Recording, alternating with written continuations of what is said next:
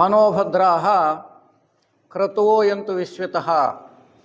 Let noble thoughts come to us from everywhere.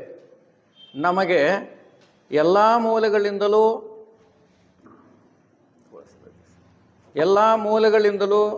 ಪವಿತ್ರವಾದ ಆಲೋಚನೆಗಳು ಬರಲಿ.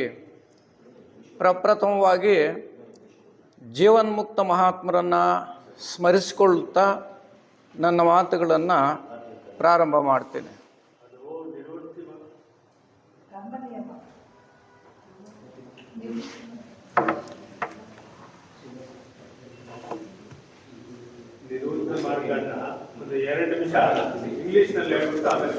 ಓಕೆ.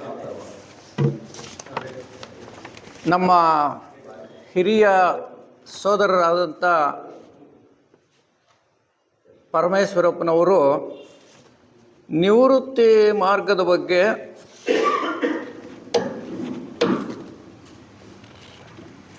ಬಹಳ ವಿಸ್ತೃತವಾಗಿ ಅವರ ಮಾತುಗಳನ್ನು ಇಲ್ಲಿ ವ್ಯಕ್ತಪಡಿಸಿದ್ದಾರೆ. ಇಲ್ಲಿ ಮುಖ್ಯವಾಗಿ ನಿವೃತ್ತಿ ಮಾರ್ಗ ಅಂದರೆ retirement from the worldly desires and treading the path of yoga.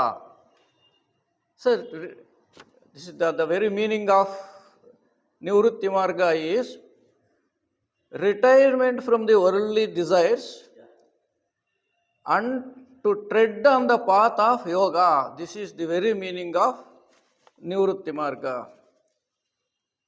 ನಿವೃತ್ತಿ ಮಾರ್ಗ ಯೋಗ ಮಾರ್ಗ ಎರಡು ಒಂದೇ ಅಂತ ಅವರು ಪ್ರಸ್ತುತಪಡಿಸಿದರು. ನಿವೃತ್ತಿ ಮಾರ್ಗ ಈಸ್ ನಥಿಂಗ್ ಬಟ್ ಯೋಗ ಮಾರ್ಗ. ಮತ್ತು ನಿವೃತ್ತಿ ಮಾರ್ಗ ಹೋಗಬೇಕಾದ್ರೆ ಪ್ರವೃತ್ತಿ ಮಾರ್ಗದಿಂದ ವಿಮುಖತೆಯನ್ನು ಪಡೆಯಬೇಕು. ವಿಮುಖತೆ, that Sanskrit word you can understand I think. ಮತ್ತು ಪ್ರವೃತ್ತಿ ಮಾರ್ಗದ ಅವಶ್ಯಕತೆಯೂ ಇದೆ ಪ್ರಾರಂಭದಲ್ಲಿ. So when we come to this human life from the animal life, that pravrutti marga is something needed. It is needful. After that we have to choose nivrutti marga. That is, we have to retire from the worldly life if we want to tread on the path of yoga. ಮತ್ತೆ ಅವರು ನಾವು ಸಾಮಾನ್ಯವಾಗಿ ಏನು ಒಂದು ವ್ಯವಸ್ಥಿತ ರೀತಿಯಲ್ಲಿ ನಾವು ಮೋಕ್ಷವನ್ನು ಪಡಿಬೇಕಾದ್ರೆ 430 ಕೋಟಿ ವರ್ಷಗಳು ಬೇಕು. If you want to get involved, that is if you want to what we call if you want to call so go there to the world of that kingdom of God, we want 4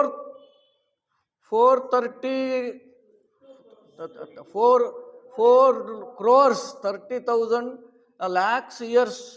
See, this is a long period. So if you want to get speed up, we have to choose Vihangama Marga. What is called Vihangama Marga? Very difficult path. Instead of ಪಿಪೀಲಿಕ ಮಾರ್ಗ ಅಂತೀವಿ. ಇರುವೆ ಭಾಳ ನಿಧಾನವಾಗಿ ಹೋಗೋದು. ಆದರೆ ನಾವು ಬೇಗ ಮೋಕ್ಷದ ಕಡೆ ಹೋಗಬೇಕು ಅಂತಂದರೆ ನಾವು ವಿಹಂಗಮ ಮಾರ್ಗವನ್ನು ಆರಿಸ್ಕೋಬೇಕು. ಆ ವಿಹಂಗಮ ಮಾರ್ಗ ಅಂದರೆ ಕಠಿಣವಾದ ಮಾರ್ಗ, ಬಹಳ ಕಠಿಣವಾಗಿರುತ್ತೆ. ಹಾಗಾಗಿ ನಾವು ಕಠಿಣವಾದ್ರೂ 430 ಕೋಟಿ ವರ್ಷಗಳನ್ನು ಕಳಿಯೋಕೆ ಬದಲು ಬೇಗ ಹೋಗಬೇಕು ಅಂತಂದರೆ we have to choose this nivrutti marga, that is retirement from worldly desires. So ಪ್ರವೃತ್ತಿ ಮಾರ್ಗದ ಲಕ್ಷಣಗಳು ಅವರು ಹೇಳಿದರು. ಏನಿದು? ಅಮಾಸಿಂಗ್ ವೆಲ್ತ್. ಪ್ರವೃತ್ತಿ ಮಾರ್ಗದಲ್ಲಿ ಎಲ್ಲ ನನಗೇ ಬೇಕು, ಅದು ಪ್ರಾಣಿ ಲಕ್ಷಣ. It is the tendency of animals always want to get someone more and more. They will be always addicted to eat something So that is, so if we want to become tread on the, if we want to tread on the marga, that is yoga marga, we have to come out of that worldly desires. ಆಮೇಲೆ ಅವ್ರು ಹೇಳಿದ್ರು, ನಾವು ಯಾವಾಗ ನಿವೃತ್ತಿ ಮಾರ್ಗದಲ್ಲಿ ಕಾಲಿಡ್ತೀವೋ ಆವಾಗ ವಿವೇಕದ ಉದಯವಾಗುತ್ತದೆ. When you enter into the ನಿವೃತ್ತಿ ಮಾರ್ಗ, we will become to know what is discrimination. So we can understand that. ಮತ್ತೆ ಇದು ನಿವೃತ್ತಿ ಮಾರ್ಗಕ್ಕೆ ಹೋಗಬೇಕು ಅಂತಂದರೆ ಕೋರಿಕೆಗಳನ್ನು ಬಿಡಬೇಕು. Desires, coming out of worldly desires. ಆಮೇಲೆ ಅವರು ಸದ್ಗುಣಗಳ ಬೆಳವಣಿಗೆಯನ್ನು ಮಾಡ್ಕೋಬೇಕು. ಸದ್ಗುಣಗಳು, ಅದನ್ನು ಯಮ ನಿಯಮಗಳ ಬಗ್ಗೆ ಪ್ರಸ್ತಾಪ ಮಾಡಿದರು.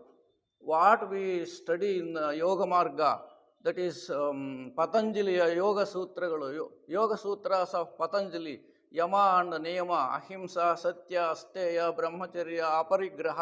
So we have to follow them. And that ನಿಯಮ, ಇನ್ ನಿಯಮ ಶೌಚ, that is cleanliness, and then ತಪಸ್, ಅಂಡ್ ದೆನ್ ಈಶ್ವರ ಪ್ರಣಿಧಾನ, so it is complete surrendering to the will of higher power or God. So we have to follow all those yama and niyamas if we want to follow nivrutti marga. So ಅವರು ಮತ್ತೆ ರೆಪ್ಪೆ ಮುಚ್ಚದ ಜಾಗರೂಕತೆ ಬಗ್ಗೆ ಜ್ಞಾಪಿಸಿದ್ರು ನಮಗೆ. J Krishnamurti ಅವರು ಹೇಳಿರ್ತಕ್ಕಂಥ constant awareness as per the sayings of J Krishnamurti. ಆಮೇಲಿಂದ ವಿಶೇಷವಾದ ಗುಣಗಳನ್ನು ನಾವು ಬೆಳೆಸ್ಕೋಬೇಕಾದ್ರೆ we should come out of Iness, ನಾನು ನನ್ನದು ಅಂತಕ್ಕಂಥ ಸ್ವಭಾವವನ್ನು ಬಿಡಬೇಕು. ಅದು ಅವಾಯ್ಡಿಂಗ್ ಐನೆಸ್ ಅಂತ ಹೇಳ್ತೀವಿ, ಅದನ್ನು ಹೊರಗಡೆ ಬರಬೇಕು. ಮತ್ತು ಒಂಟಿಯಾಗಿ ಜೀವಿಸುವುದು ಅನ್ನೋ ಪ್ರಸ್ತಾಪನೂ ಮಾಡಿದರೆ, ಅದನ್ನು ಲೀವಿಂಗ್ ವಿತ್ ದಿ ಸೋಲ್ ಅಂದರೆ ನನ್ನ ಅದು ಎರಡು ಥರ ನಾನುಗಳು ಹೇಳ್ತೀವಿ ನಾವು. ಒಂದು ಈಗೋಯಿಸಮ್ಮು, ಇನ್ನೊಂದು ಸೋಲ್ ಅಂತ ಹೇಳ್ತೀವಲ್ಲ ನಾವು, ಭಗವಂತನ ಅಂಶ. ಆ ಭಗವಂತನ ಅಂಶ ನನ್ನಲ್ಲಿದೆ ಅಂತಕ್ಕಂಥದ್ರ ಜೊತೆಯಲ್ಲಿ ನಾವು ಜೀವನ ಮಾಡಬೇಕು ಅಂತಕ್ಕಂಥ ಪ್ರಸ್ತಾಪನೂ ಮಾಡಿದರು. ಮತ್ತು ಕರ್ಮ ಸಿದ್ಧಾಂತದ ಬಗ್ಗೆ ಹೇಳಿದರು. ಕರ್ಮ ಸಿದ್ಧಾಂತ ಏನು ಅಂದರೆ, A firm belief in karmic theory. ಈ ಕರ್ಮ ಸಿದ್ಧಾಂತವನ್ನು ಭಾರತದಲ್ಲಿ ಬಹಳಷ್ಟು ಅದಕ್ಕೆ ಬೆಲೆ ಇದೆ. ಆಲ್ಕಾಟ್ ಒಂದ್ಸಲ ಮಾತಾಡ್ತಾ ಹೇಳಿದ್ರು, every mother teaches his child about karma right from the beginning on the lap of the mother ಅಂತ. ಮಗುವನ್ನು ತಾಯಿ ತೊಡೆಯ ಮೇಲೆ ಕುಂಡ್ರಿಸ್ಕೊಂಡೆ that mother takes the child on her lap and then she teaches about karma. That is the very belief in India. That we have to follow. ಇವೆಲ್ಲ ಬಹಳ ಮುಖ್ಯವಾದ ವಿಷಯಗಳನ್ನು ಅವರು ನಿವೃತ್ತಿ ಮಾರ್ಗದಲ್ಲಿ ನಾವು ಹೇಗೆ ಜೀವನ ಮಾಡಬೇಕು ಅಂತಕ್ಕಂಥದ್ರ ಬಗ್ಗೆ ನಮಗೆಲ್ಲ ಪರಿಚಯ ಮಾಡಿಕೊಟ್ಟಿದ್ದಾರೆ. ಹಾಗಾಗಿ ನಾವು ಪರಮೇಶ್ವರಪ್ಪನವರು ನನಗೆ ಸುಮಾರು ವರ್ಷಗಳಿಂದ ಪರಿಚಯ ಇದ್ದಾರೆ. ಏನು ಅಂದರೆ, ಅವರು ಹೇಳಿದಂತೆ ನಡೆಯೋರು. ಅವ್ರಿಗೆ ಹೇಳ್ತಾರೆ, ನನಗೆ ಯಾವ ಅಧಿಕಾರವೋ ಯಾವುದೋ ಆಫೀಸ್ ಇದರಲ್ಲಿ ನನಗೆ ಯಾವುದೋ ಅಧಿಕಾರ ಬೇಡ, ನಾನು ಕೆಲಸ ಮಾಡ್ತೀನಿ, ಏನು ನಾನು ಒಪ್ಕೊಂಡು ಬಂದಿದ್ದೀನೋ ಈ ಸಂಸ್ಥೆಗೆ ಅದನ್ನು ಪ್ರಾಮಾಣಿಕವಾಗಿ ಮಾಡ್ತೀನಿ ಅಂತಕ್ಕಂಥದ್ದು ಅವರ ಒಂದು ನಂಬಿಕೆ. ಹಾಗಾಗಿ ಅವರ ಮಾತುಗಳು ಏನು ಹೇಳಿದ್ರು ಆಗ ನಡೆದಂತ ನುಡಿಯೋರು ಅವರು. ಹಾಗಾಗಿ ನಾವು ಅವರು ಹೇಳಿದ ಎಲ್ಲ ವಿಷಯಗಳನ್ನು ಮನದಟ್ಟು ಮಾಡಿಕೊಂಡು ಆ ಥರ ಜೀವನ ಮಾಡೋದನ್ನು ನಾವು ಕಲಿಬೇಕು ಅಂತ ಈ ಸಂದರ್ಭದಲ್ಲಿ ಅವರ ಪರವಾಗಿ ನಿಮ್ಮನ್ನೆಲ್ಲ ನಾನು ಕೇಳ್ಕೊತಾ ಇದ್ದೀನಿ.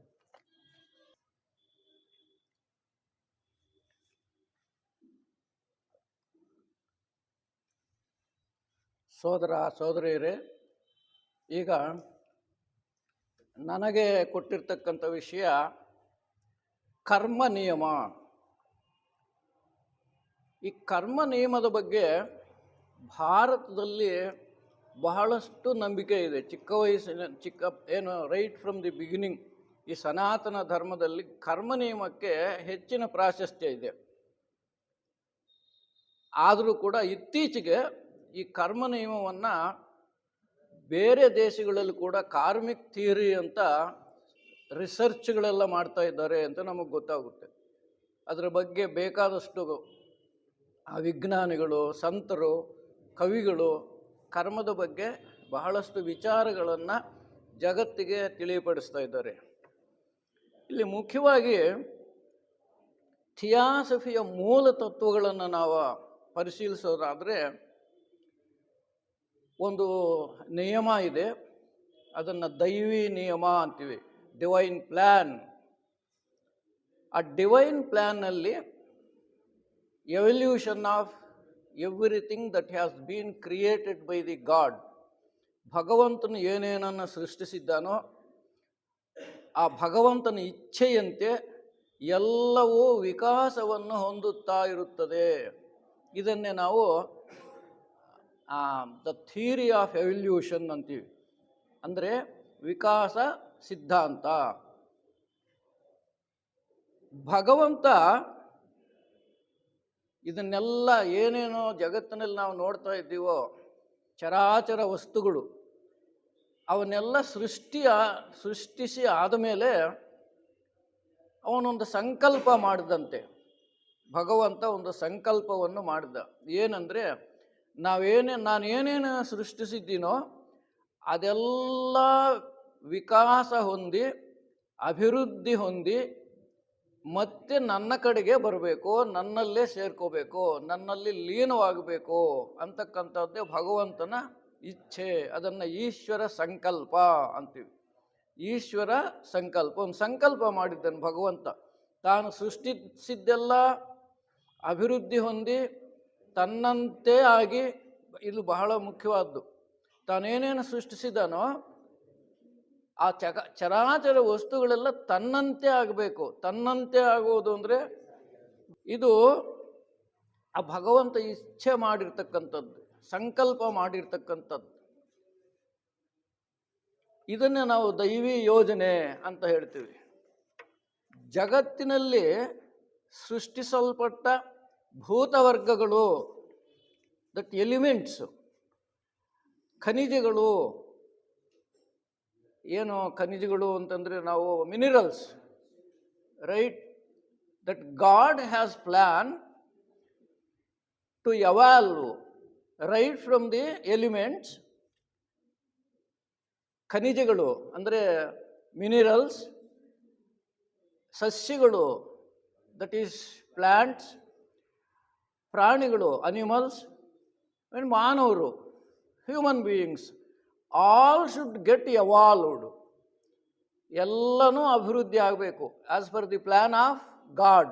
What we call it is divine plan. According to divine plan, what has been created by the God, right from the elements, minerals, plants, animals, human beings, all should get evolved and become perfect as he is. ಭಗವಂತನಷ್ಟೇ ಪರಿಪೂರ್ಣತೆಯನ್ನು ಹೊಂದಬೇಕು. ಇದನ್ನೇ Jesus Christ ಹೀಗೆ ಹೇಳ್ತಾನೆ, Be ye perfect as your Father in heaven is perfect.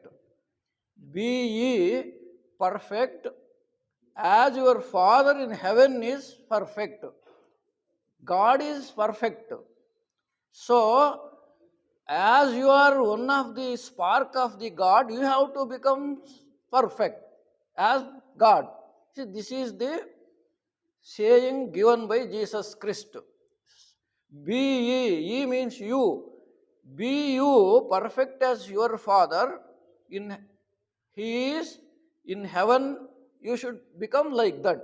Be ye perfect as your Father in heaven is perfect.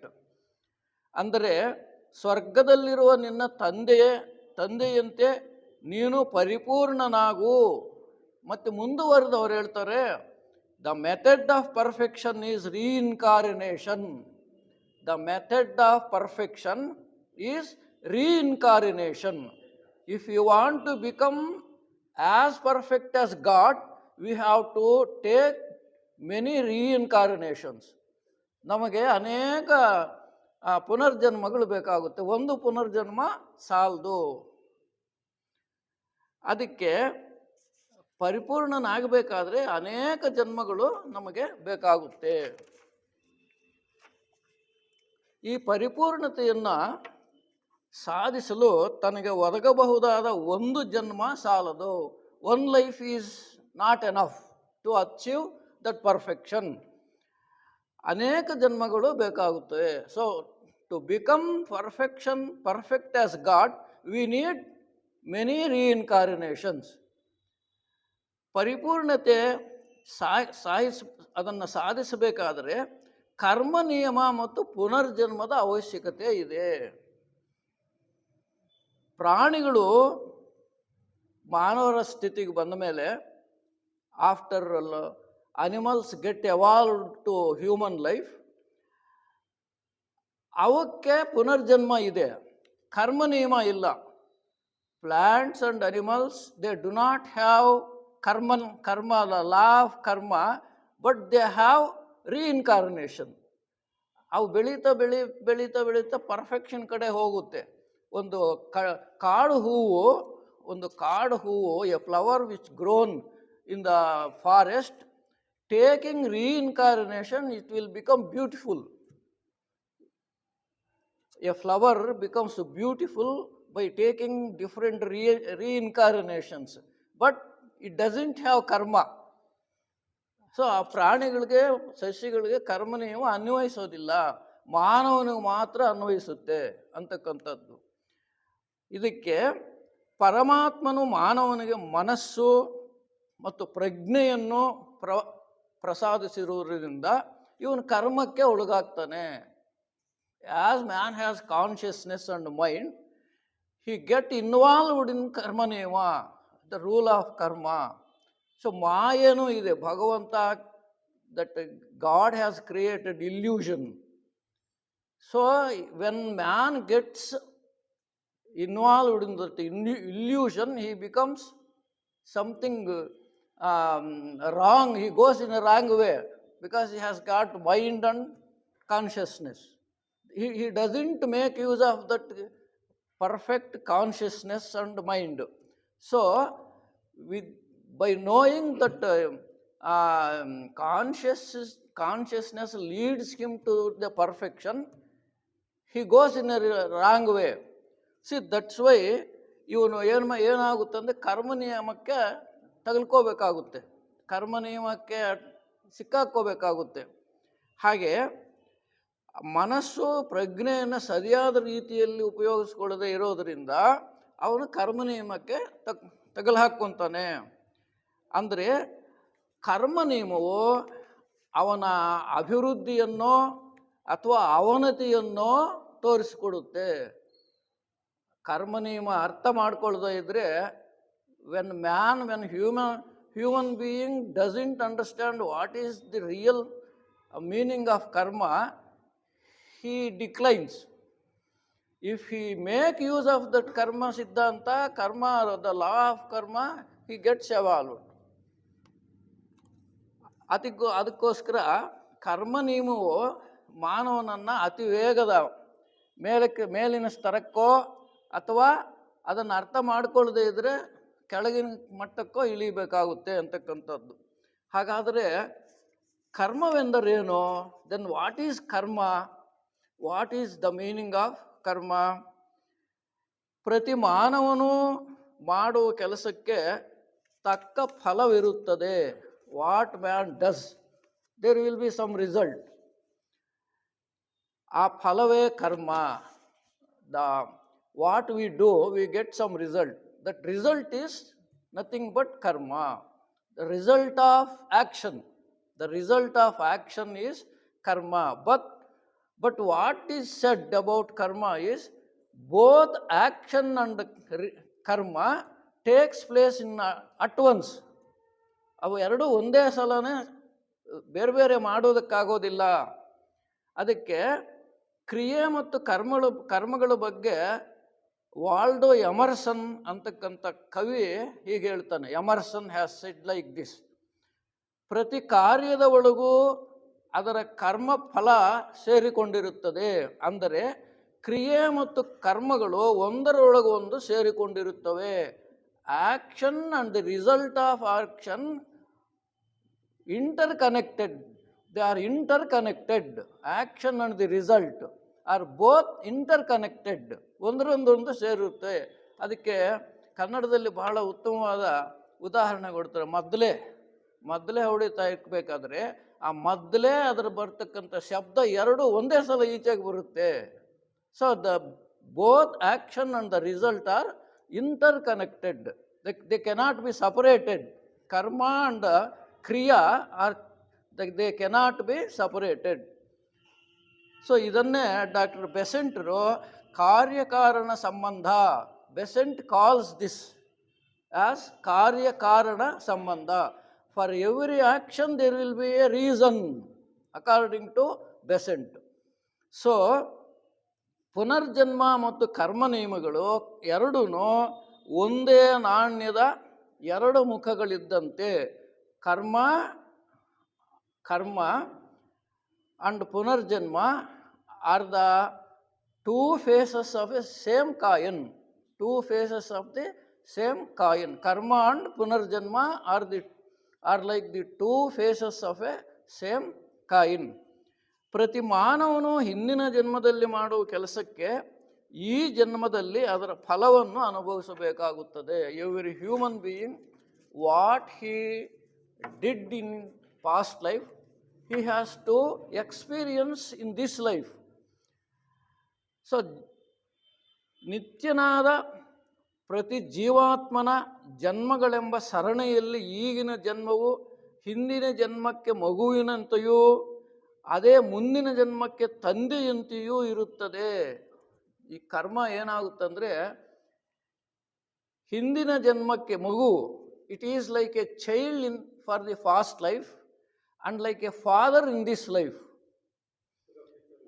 ಪ್ರತಿಯೊಂದು ಘಟನೆಯು ಫಲರೂಪವಾಗಿ ಹಿಂದಿನ ಜನ್ಮಕ್ಕೋ ಮುಂದಿನ ಜನ್ಮಕ್ಕೋ ಕಾರಣವಾಗುತ್ತೆ.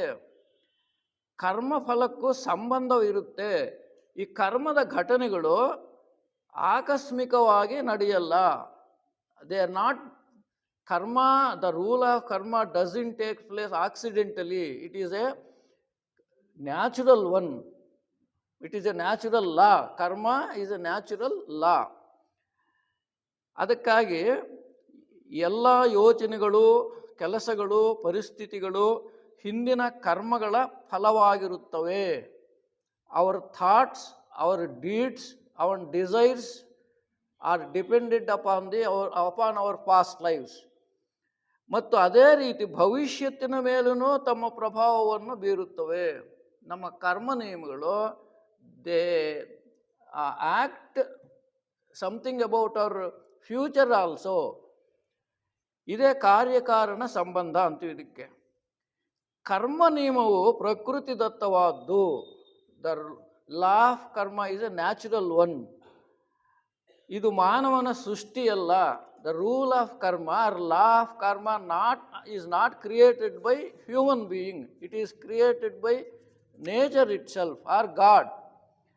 ಇದು ಯಾವ ರಾಜ ಅಥವಾ ಶಾಸಕರ ಶಾಸನಗಳಲ್ಲ.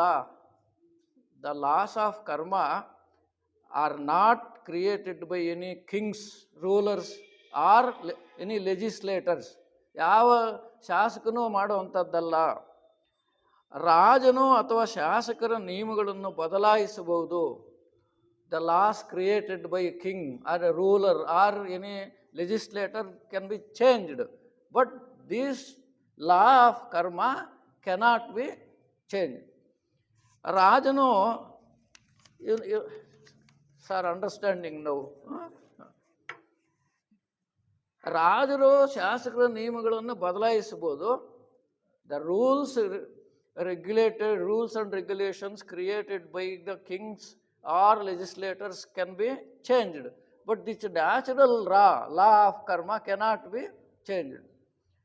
ಇದನ್ನು ಅರ್ಥ ಮಾಡಿಕೊಂಡು ಆ ನಿಯಮದಂತೆ ನಡೆದುಕೊಂಡರೆ ಈಶ್ವರ ಸಂಕಲ್ಪದಂತೆ ನಾವು ಪರಿಪೂರ್ಣತೆಯನ್ನು ಸಾಧಿಸಬಹುದು.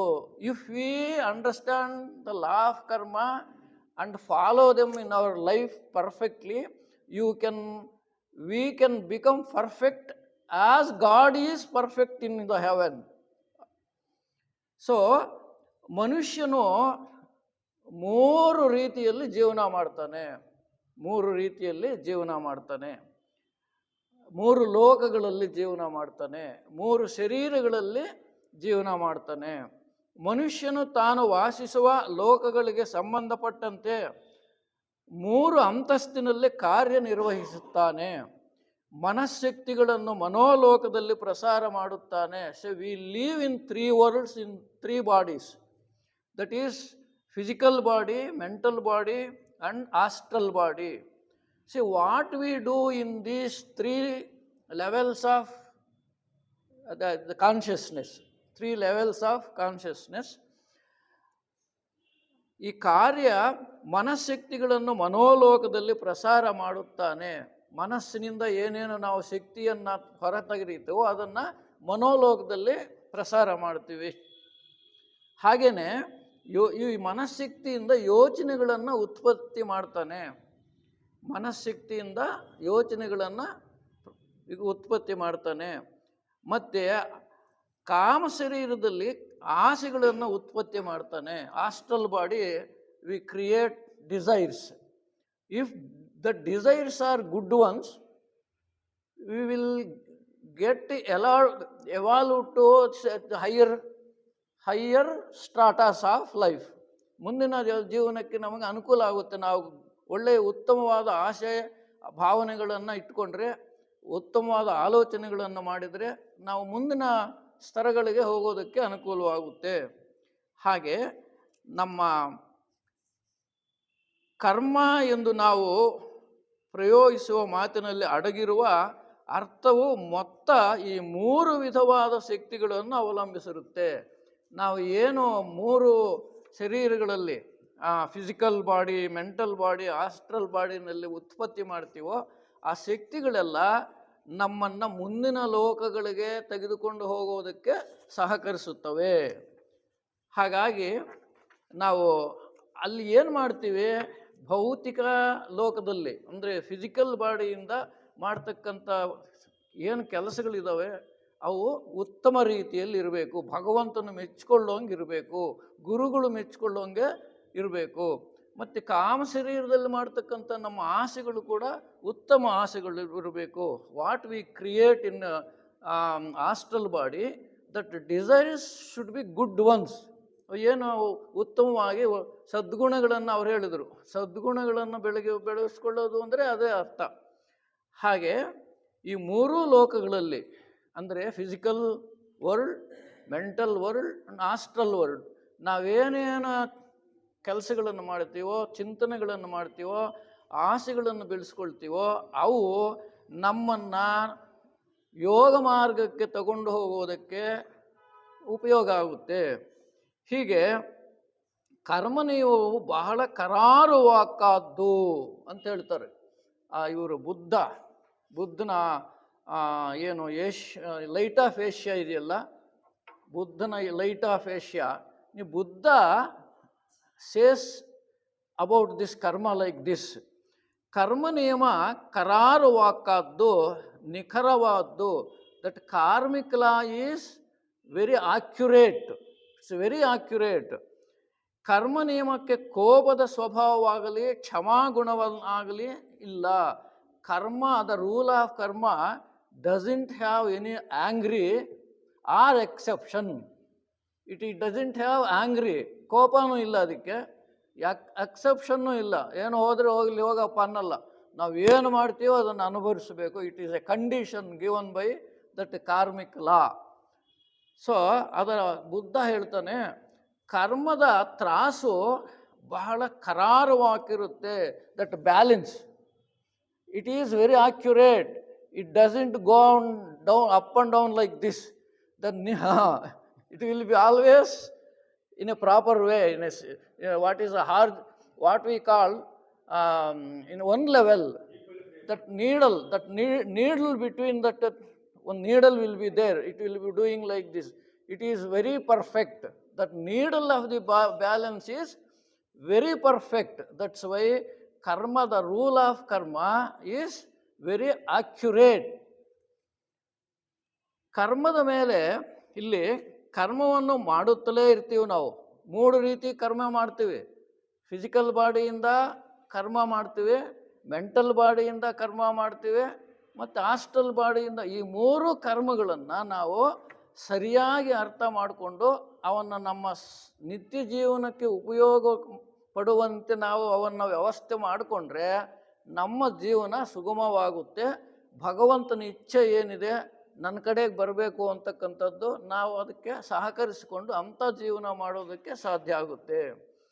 ಹಾಗೆಯೇ ಈ 3 ಥರದ ಜೀವನ ಮಾನವನು ಮಾಡ್ತಾ ಇರಬೇಕಾದ್ರೆ ನಮ್ಮ ಮೇಲೆ ಅಲ್ಲದೇನೆ ನಮ್ಮ ಜೊತೆಯಲ್ಲಿರೋರ ಮೇಲೂ ಅದು ಪರಿಣಾಮವನ್ನು ಬೀರುತ್ತದೆ.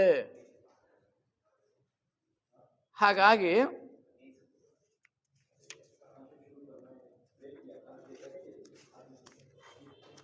ಈ 3 ಜೀವನದಲ್ಲಿ ಅವನು ಆತನ ಕರ್ಮಕ್ಕೆ ಆತನೇ ಜವಾಬ್ದಾರನು. Every individual is responsible for his own karma. What he does he experiences. ಅದನ್ನು ತಾನೇ ಮಾಡಿಕೊಂಡಿರುತ್ತಾನೆ. ಆ ಕರ್ಮವನ್ನು ನಾವೇ ಮಾಡ್ಕೊಂಡಿರೋದು. ಯಾವುದೋ ಭಗವಂತನ ಮೇಲೆ ಇನ್ಯಾವುದ್ರ ಮೇಲೋ ಹಾಕೋದು, ಅಯ್ಯೋ ನನಗೆ ದೇವರು ನನ್ನನ್ನು ಈ ಥರ ಮಾಡಿಬಿಟ್ಟ, ಅಥವಾ ನಮ್ಮ ತಂದೆ ತಾಯಿಗಳನ್ನೇನೋ ವ್ಯವಸ್ಥೆ ಮಾಡಲಿಲ್ಲ, ಹಿಂಗೆ ಮಾಡಿಬಿಟ್ಟ, ಇದು ನಾವು ತಪ್ಪು. ನಾವು ಮಾಡಿಕೊಂಡಿರೋದು ನಾವೇ ಅನುಭವಿಸಬೇಕು ಅಂತಕ್ಕಂಥದ್ದು. ಹಾಗೆ ಪ್ರತಿಯೊಬ್ಬನೂ ತನ್ನ ಶಕ್ತಿ ವಿಶೇಷಗಳನ್ನು ಪರಿಮಿತಿಗಳನ್ನು ತಾನೇ ಕಲ್ಪಿಸಿಕೊಳ್ಳುತ್ತಾನೆ. ಇಲ್ಲಿ ಥಿಯಾಸಫಿಯ 3 ಮಹಾಸತ್ಯಗಳಲ್ಲಿ 3 ಗ್ರೇಟ್ ಟ್ರೂತ್ಸ್. ಮೂರನೇ ಸತ್ಯ ಏನು ಹೇಳುತ್ತಂದರೆ, ಪ್ರತಿಯೊಬ್ಬನೂ ತನಗೆ ತಾನೇ ನ್ಯಾಯದಾತನೋ. Every individual is the judge of his own deeds. ಯಾರು ಏನು ಮಾಡ್ತಾನೋ ಅದನ್ನು ಅವನೇ ಜಡ್ಜ್ ಮಾಡ್ಕೋಬೇಕು. ಹಾಗೆ ಪ್ರತಿಯೊಬ್ಬನೂ ತನಗೆ ತಾನೇ ನ್ಯಾಯದಾತನೋ. He is the judge himself for himself. ತನ್ನ ಏಳಿಗೆ ಅಥವಾ ಅವನತಿಗೆ ತಾನೇ ಕಾರಣನೋ. He is the responsible for his development or decline. ಹಾಗೆ ತನ್ನ ಜೀವಿತದ ಪ್ರತಿಫಲ ಶಿಕ್ಷೆ ಎಲ್ಲಕ್ಕೂ ಅವನೇ ನಿಯಾಮಕನೋ. Every individual is responsible for his cause of a fruitfulment or punishment. Both for both things he is responsible. He is having his own responsibility. ಹಾಗೆ ಈ ಮಹಾಸತ್ಯ ಮಾನವನು ತಾನು 3 ಲೋಕಗಳಲ್ಲಿ, ತಾನು 3 ಫಿಸಿಕಲ್ ವರ್ಲ್ಡ್, ಮೆಂಟಲ್ ವರ್ಲ್ಡ್, ಮತ್ತು ಇದು ಏನಿದೆ ಹಾಸ್ಟೆಲ್ ವರ್ಡ್ನಲ್ಲಿ ತಾನು ಏನೇನು ಮಾಡ್ತಾನೋ ಅವನ್ನೆಲ್ಲವನ್ನೂ ತಾನೇ ಮಾಡ್ಕೊಳ್ತಕ್ಕಂಥದ್ದು, ಅವನೇ ಮಾಡ್ಕೊಳ್ಳೋದು. ಅವನ ಜಡ್ಜು ಅವನಿಗೆ ತಾನೇ ಜಡ್ಜ್ ಮಾಡ್ಕೋಬೇಕಾಗುತ್ತೆ ಅಂತ. ಹಾಗಾಗಿ ಮಾನವನು ಸತ್ಕರ್ಮ ಅಥವಾ ದುಷ್ಕರ್ಮದ ಮೇಲೆ ಅವನ ಜೀವನ ಆಧಾರಪಟ್ಟಿರುತ್ತೆ. ಭಗವಂತನ ಕಡೆ ಯೋಗ ಮಾರ್ಗದಲ್ಲಿ ನಾವು ನಡೀಬೇಕು ಅಂದರೆ ಅವನು ಮಾಡ್ತಕ್ಕಂಥ ಸತ್ಕರ್ಮಗಳು, ಅವನ ದುಷ್ಕರ್ಮಗಳು ಅವರ ಮೇಲೆ ಆಧಾರಪಟ್ಟಿರುತ್ತೆ. ಮುಂದೆ ಸಂಕಲ್ಪ ರೂಪಗಳ ಬಗ್ಗೆ ಪ್ರಸ್ತಾಪ ಮಾಡಿದ್ದಾರೆ ಇಲ್ಲಿ. ಸಂಕಲ್ಪ ರೂಪಗಳು, ಥಾಟ್ ಫಾರ್ಮ್ಸ್. ನಾವು ಮಾಡೋ ಯೋಚನೆಗಳು ಅವು ಒಳ್ಳೆಯವಾದರೆ ಒಳ್ಳೆಯ ಪರಿಣಾಮವನ್ನು ನಮ್ಮ ಮೇಲೆ ಬೀರುತ್ತೆ, ಇತರರ ಮೇಲೆ ಒಳ್ಳೆಯ ಪರಿಣಾಮ, ಥಾಟ್ ಫಾರ್ಮ್ಸ್. ಮತ್ತು ಮನಸ್ಸಿನ ಮಟ್ಟದಲ್ಲಿ ಮಾನವನು ಯೋಚನೆಗಳನ್ನು ಸೃಷ್ಟಿಸ್ತಾನೆ. ಮಾನವನು ಯೋಚನೆಗಳನ್ನು ಸೃಷ್ಟಿಸ್ತಾನೆ. ಆ ಯೋಚನೆಗಳು ಸದ್ ಯೋಚನೆಗಳಾದರೆ ಒಳ್ಳೆಯ ಪರಿಣಾಮವನ್ನು ಬೀರುತ್ತವೆ. ಇಲ್ಲಿ ನಾವು ಮಹಾಭಾರತದಲ್ಲಿ ಒಂದು ಉದಾಹರಣೆಯನ್ನು ತಗೊಂಡ್ರೆ, ವಿದುರನು ಮಾಡಿದ್ದು ಯಾವಾಗಲೂ ಸತ್ಸಂಕಲ್ಪಗಳು. Vidura always followed what we call ಸತ್ಸಂಕಲ್ಪಾಸ್. ವಿದುರನಿಗೆ ಯಾವಾಗಲೂ ಯಾರ ಮೇಲೂ ದ್ವೇಷ ಇರಲಿಲ್ಲ. He didn't make any envy about any person. ಅವ್ರು ಎಲ್ಲ ಸಮಾನವಾಗಿ ನೋಡ್ದ ಅವನು.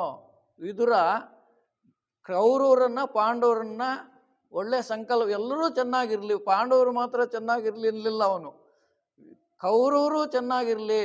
Vidura wanted to be perfect both Pandavas and Kauravas. But what Dhritarashtra did was very dangerous. ಅವನ ಸಂಕಲ್ಪಗಳು ಶುದ್ಧಿಯಾಗಿರಲಿಲ್ಲ. They were not pure. What thought forms had Dhritarashtra, they were not pure, impure thoughts. ಅವನು ಯಾವಾಗಲೂ ನನ್ನ ಮಕ್ಕಳು ಚೆನ್ನಾಗಿರಲಿ, ಪಾಂಡವನ ಮಕ್ಕಳಿದ್ದು ಹೋದರೆ ಹೋಗಲಿ.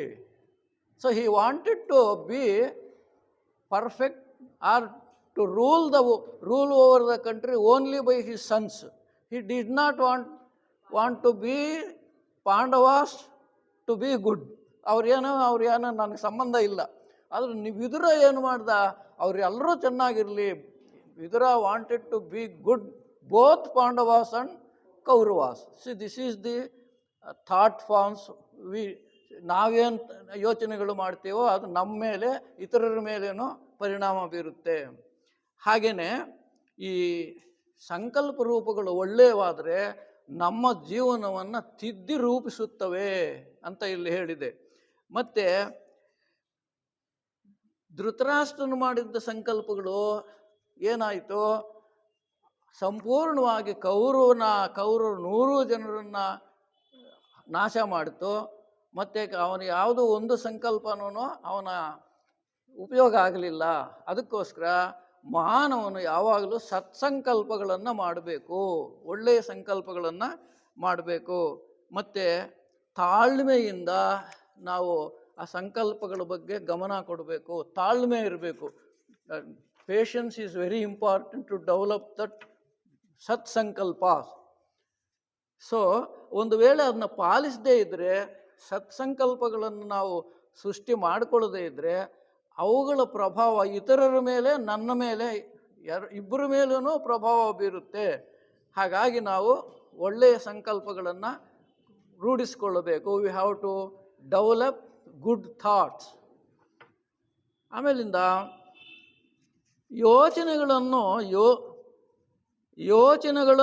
ಯೋಚನೆಯಿಂದ ಉದ್ಭವಿಸುವ ಸಂಕಲ್ಪಗಳನ್ನು ಕುರಿತು ಉಪನಿಷತ್ತುಗಳಲ್ಲಿ ಹೀಗೆ ಹೇಳಿದೆ. It has been said in the Upanishad about thoughts. ಮಾನವನು ಏನನ್ನು ಯೋಚನಿಸುತ್ತಾನೆಯೋ ಹಾಗೆಯೇ ಆಗುತ್ತಾನೆ ಅಂತ. ಅಂದರೆ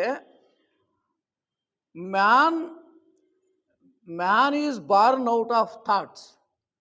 man is born out of thoughts. What he thinks, he becomes like that. It is the saying of Upanishad. ಯೋಚನೆಗಳನ್ನು ಉಪನಿಷತ್ ಬಗ್ಗೆ ಇಲ್ಲಿ ಹೇಳ್ತಾರೆ. What you think you will become like that. What Dhritarashtra thought, he became like that. What Vidura thought, he became like that. So ಅವನಿಗೆ, ಧೃತರಾಷ್ಟ್ರನಿಗೆ Sanjaya advised not to think like that. Krishna also advised not to think like that, but he was not in a position to think properly. So that's why there was a decline in the Kaurava dynasty. All Kauravas came to an end. So ಏನು ಚಿಂತನೆ ಮಾಡ್ತೀವೋ ನಾವು ಹಾಗಾಗ್ತೀವಿ. How we think we become like that. That is very important. ಇದು ಪ್ರಕೃತಿಯ ಕಟ್ಟಳೆ. It is the rule of the nature. ನಮ್ಮ ಮುಂದಿನ ಮನಸ್ಸು ಶಕ್ತಿಯ ಬಗ್ಗೆ ಹೆಚ್ಚು ಹೇಳ್ತಾ ಹೋಗ್ತಾರೆ ಇದರಲ್ಲಿ, ಕರ್ಮ ಸಿದ್ಧಾಂತದಲ್ಲಿ. ಇದಕ್ಕೆಲ್ಲ ಮನಸ್ಸೇ ಕಾರಣ. ಮನಸ್ಸು ಏನನ್ನ ಚಿಂತನೆ ಮಾಡುತ್ತೋ ಆ ಮನಸ್ಸು ನಮ್ಮನ್ನು ಮೇಲಕ್ಕಾದರೂ ತಗೊಂಡು ಹೋಗ್ಬೇಕು, ಕೆಳಗಡೆಕಾದರೂ ತಗೊಂಡು ಹೋಗ್ಬೇಕು. If we live in a lower level of mind, we get decline. If we live in higher level of mind, we will be able to take our consciousness to the higher levels. See, that is very important. ಹೀಗೆ ಮನಃಶಕ್ತಿಯು ನಮ್ಮನ್ನು ಹೆಚ್ಚು ಹೆಚ್ಚು ಉನ್ನತ ಸ್ಥಿತಿಗೆ ಅಥವಾ ಕೆಳಮಟ್ಟಕ್ಕೆ ಕರ್ಕೊಂಡು ಹೋಗುತ್ತೆ. ಈ ಕೆಳಮಟ್ಟದಲ್ಲಿ ಯೋಚನೆ ಮಾಡಿದ್ರೆ, if you live in lower mind, ಕ್ರೌರ್ಯ, ಕುಡಿತ, ತಿಂಡಿಪೋತುತನ ಅವೆಲ್ಲೆಲ್ಲ ಬೆಳೆಸ್ಕೊಂಡ್ರೆ ಏನಾಗುತ್ತೆ ಅಂದರೆ, ನಾವು ಹಿಂದಕ್ಕೆ 430 ಕೋಟಿ ವರ್ಷಗಳು ಬೇಕು ಅಂತಲ್ಲ, ಬಹುಶಃ ಅದು ಸಾಲಲ್ಲ, ಹಿಂಗಾಗೋಗ್ತೀವಿ ನಾವು. ಹಾಗಾಗಿ ನಾವು ಒಳ್ಳೆಯ ಗುಣಗಳನ್ನು, ಸದ್ಗುಣಗಳನ್ನು ಬೆಳೆಸ್ಕೋಬೇಕು, ಮತ್ತು ಸದಾಸೆಗಳನ್ನು ಬೆಳೆಸ್ಕೋಬೇಕು. ಹಾಗೆಯೇ ಹೊರಗಿನ ವಿಷಯಗಳ ಕಡೆಗೆ ಹರಿಯುವ ಆಸೆಗಳು ಮನುಷ್ಯನನ್ನು ಅವುಗಳಿಗೆ ಸಂಬಂಧವಾದ ಪ್ರಾಪಂಚಿಕ ಸುಖಭೋಗಗಳ ಕಡೆಗೆ ಒಯ್ಯುತ್ತವೆ. ಮತ್ತು ಸ್ಥೂಲ ಲೋಕದ ವಸ್ತುಗಳ ಬಗ್ಗೆ ನಮ್ಮ ಆಸೆಗಳು ಸದಾ ಆ ಕಡೆನೇ ಹರಿತಾ ಇದ್ದರೆ ನಾವು ಮುಂದುವರಿಯೋದಕ್ಕೆ ಕಷ್ಟ ಆಗುತ್ತೆ. ಹೀಗೇ ನಾವು 3 ಲೋಕಗಳಿಂದ, 3 ಶರೀರಗಳಿಂದ, ಫಿಸಿಕಲ್ ಬಾಡಿ, ಮೆಂಟಲ್ ಬಾಡಿ, ಆಸ್ಟ್ರಲ್ ಬಾಡಿಯಿಂದ ಮಾಡ್ತಕ್ಕಂಥ ಎಲ್ಲ ಕೆಲಸಗಳು, deeds, thoughts and desires, they lead us whether to higher level or lower level. ಅದಕ್ಕೋಸ್ಕರ ನಾವೇನು ಮಾಡಬೇಕು ಅಂದರೆ, we must be always thinking about going to higher levels. We have to use our higher mind. ಹೀಗೇ ಕರ್ಮ ನಿಯಮವನ್ನು 3 ರೀತಿಯಲ್ಲಿ ಮಾಡಿದ್ದಾರೆ. 3 types of karmas are there. Say that is one sanchita karma, consolidated karma.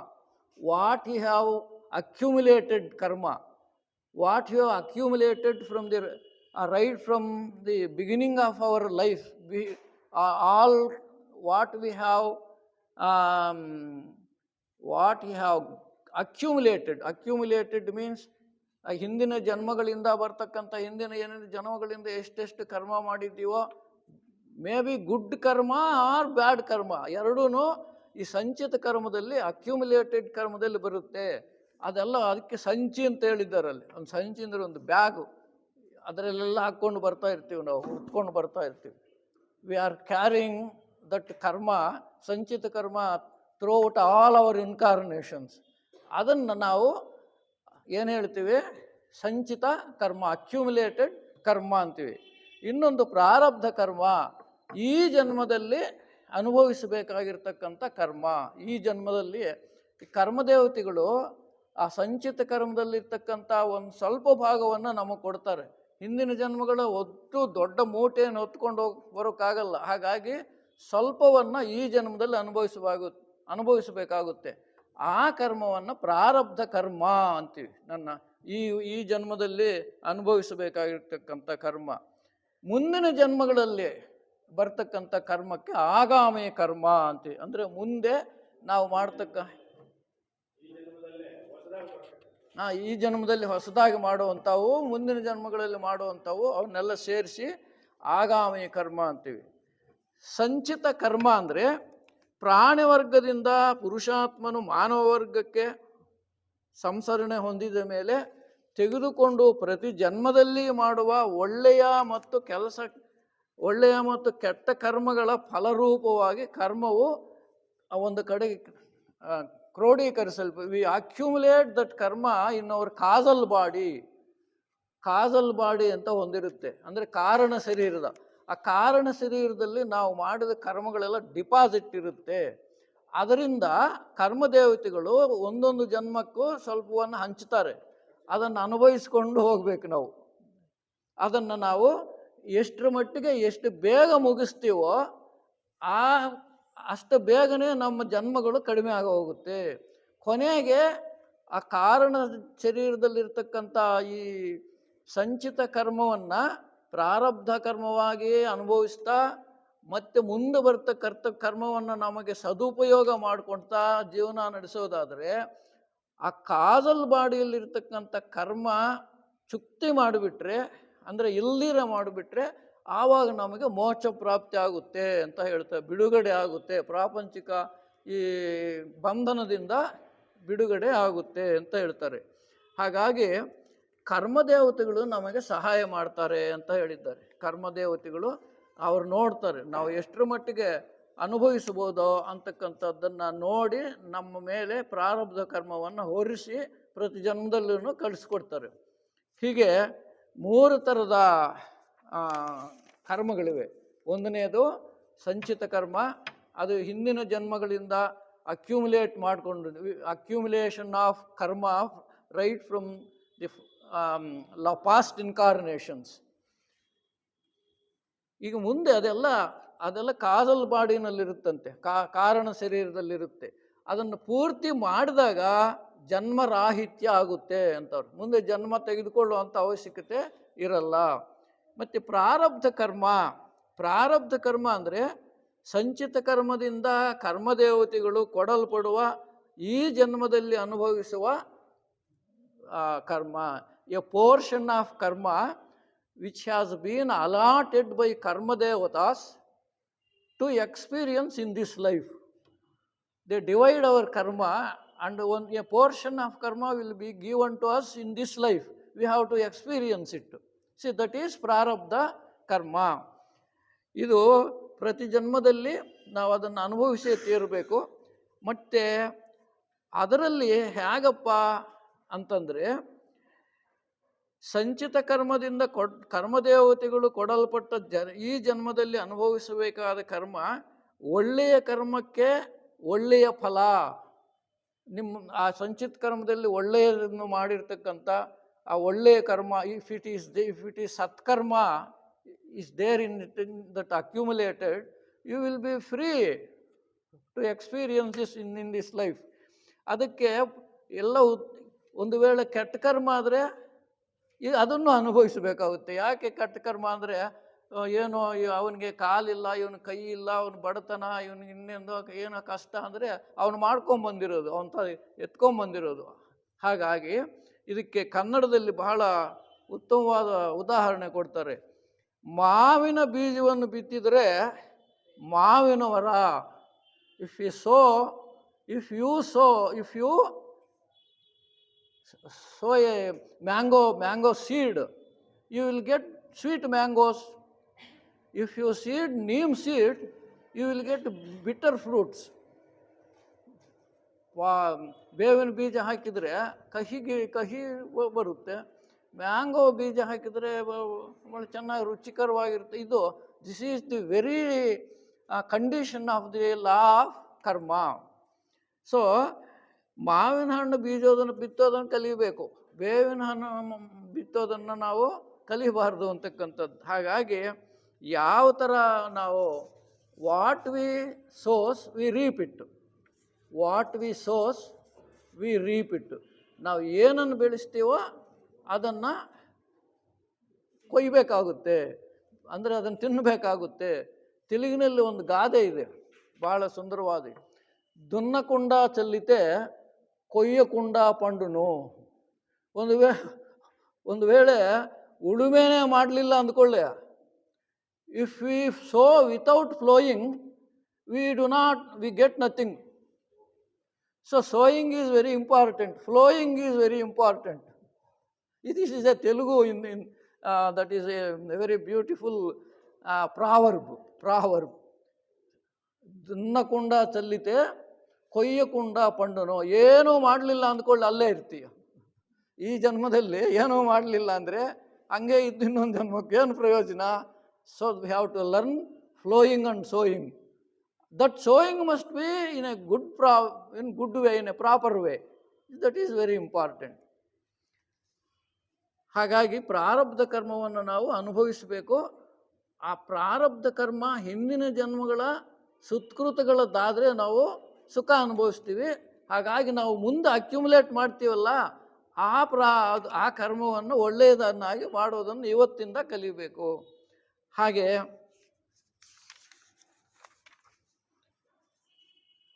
ಪ್ರಾರಬ್ಧ ಕರ್ಮದಲ್ಲಿನೂ ಕೆಲವು ವಿಧಿಗಳನ್ನು ಹೇಳ್ತಾರೆ. ಪ್ರಾರಬ್ಧ ಕರ್ಮ 3 ರೀತಿ ಹೇಳ್ತಾರೆ.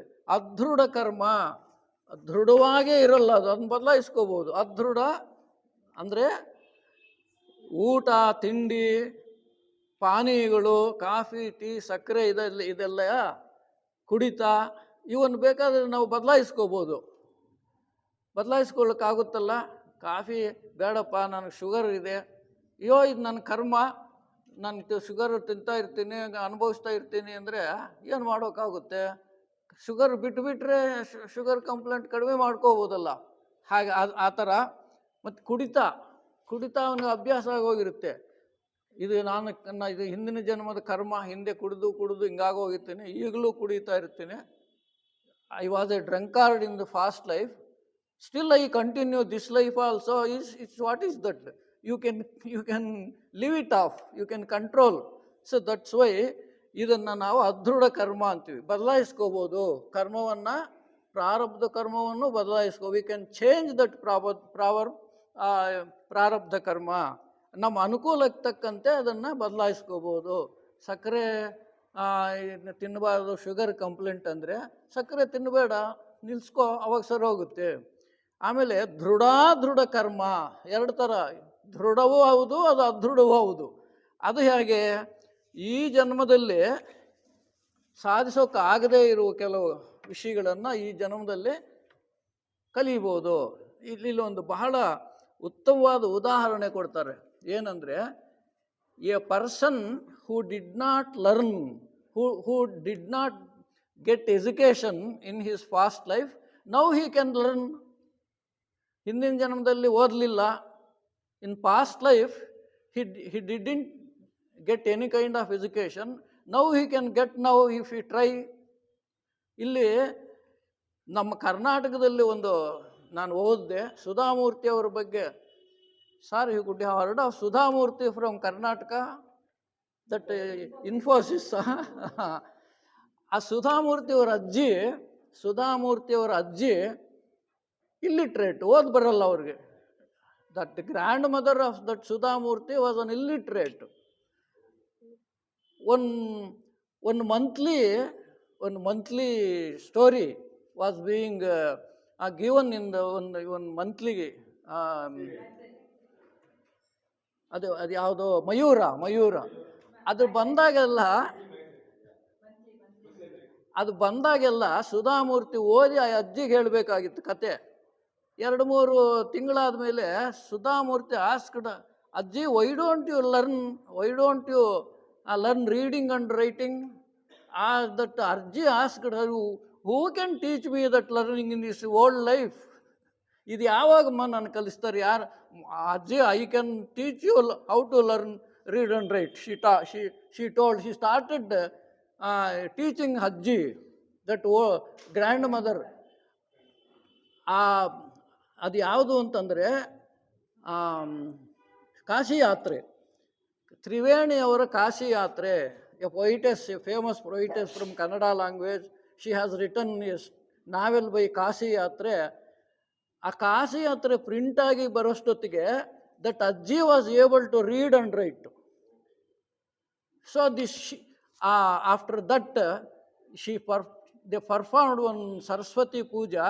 She prostrated before her daughter-in-law. Why ಏನಜ್ಜಿ ನನ್ನ ಕಾಲಿಗೆ ನಮಸ್ಕಾರ ಮಾಡ್ತಾ, ಏನು? You are my guru, you taught me read and writing, that's why I have to I have to treat you as my guru. ನನ್ನ ಗುರು ನೀನೇ. ಇಲ್ಲಿ ಸಂಪ್ರದಾಯ ನೋಡಿ ಹೇಗಿದೆ, ಎಂತಹ ಸದ್ಭಾವನೆಗಳಿವೆ.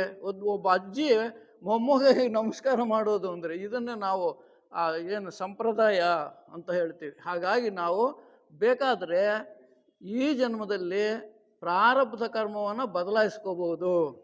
ಇದರಿಂದ ನಾವೇನು ತಿಳ್ಕೊತೀವಿ ಅಂತಂದರೆ, ಬಹಳ ಮುಖ್ಯವಾಗಿ ಪ್ರಯತ್ನ ಪಟ್ಟರೆ ಸ್ವಲ್ಪ ಮಟ್ಟಿಗಾದ್ರೂ ನಾವು ಪ್ರಾರಬ್ಧ ಕರ್ಮವನ್ನು ಬದಲಾಯಿಸ್ಕೋಬೋದು.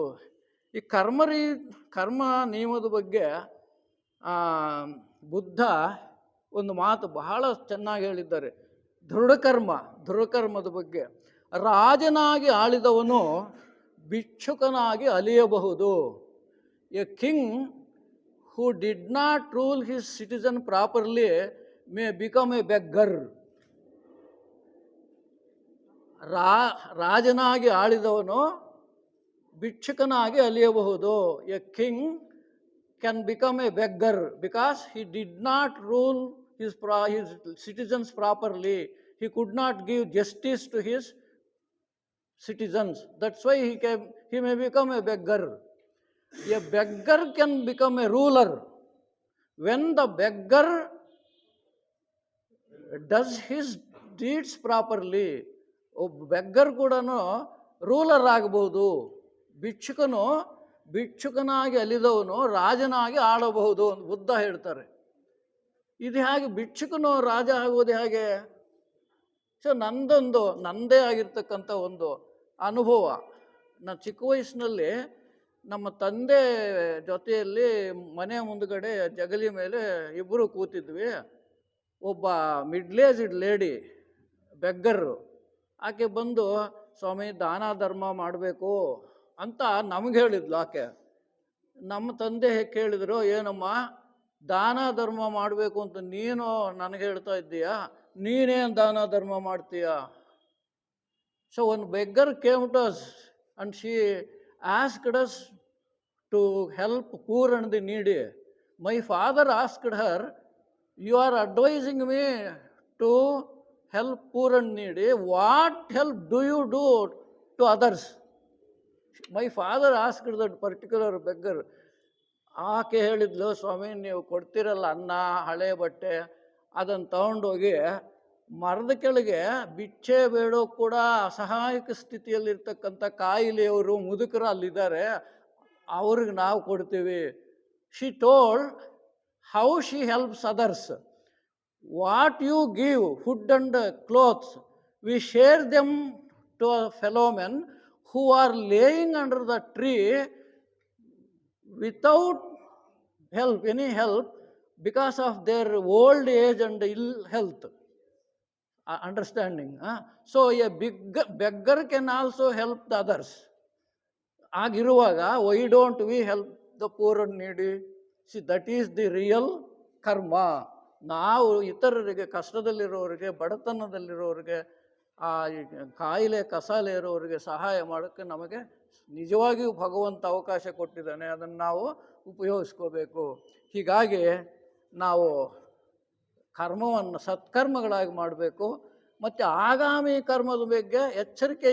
You must be very careful to the karma of that becoming karma in this life. So ಈ ಕರ್ಮವನ್ನು ನಾನು ಸತ್ಕರ್ಮವಾಗಿ ಯಾವಾಗಲೂ ಉಪಯೋಗಿಸೋದನ್ನು ಕಲಿಬೇಕು. ಹೀಗೆ ನಮ್ಮ ಕರ್ಮಗಳು ಯಾವುದ್ರ ಮೇಲಿರಬೇಕು ಅಂತಂದರೆ, ನಮ್ಮ ಪರಮೇಶ್ವರಪ್ಪನವರು ಹೇಳಿದಾಗೆ ಯಮ ನಿಯಮಗಳು ಬಹಳ ಮುಖ್ಯವಾಗಿರ್ತಕ್ಕಂಥದ್ದು. ಯಮ ನಿಯಮಗಳನ್ನು ಪಾಲಿಸ್ತಕ್ಕಂಥದ್ದು. ಈ ಯಮ ನಿಯಮಗಳ ಬಗ್ಗೆ ಇದು ಅಹಿಂಸಾ, ಸತ್ಯ, ಅಸ್ತೇಯ, ಬ್ರಹ್ಮಚರ್ಯ, ಅಪರಿಗ್ರಹ. We have to follow all those ಸೀಲಾಸ್. ಅಂಡ್ ದೆನ್ ಆ ನಿಯಮ, ಶೌಚ, ಸಂತೋಷ, ತಪಸ್ಸು, ಸ್ವಾಧ್ಯಾಯ, ಈಶ್ವರ ಪ್ರಣಿಧಾನ, all the should be followed properly by us. Then only we can lead a good life and we can acquire good karma. And after becoming that, when we start treading on the path of yoga, we have to leave even that satkarma and we have to become nishkarmis and akarmis. Then only we can lead a life of yoga and we can become one with the God. So I think all of you and the office bearers and that Mr. Narware, very greatly a great person who is doing best to this lodge, and I offer many thanks for having given me this opportunity to talk about the karma niyama. And once again I thank you one and all.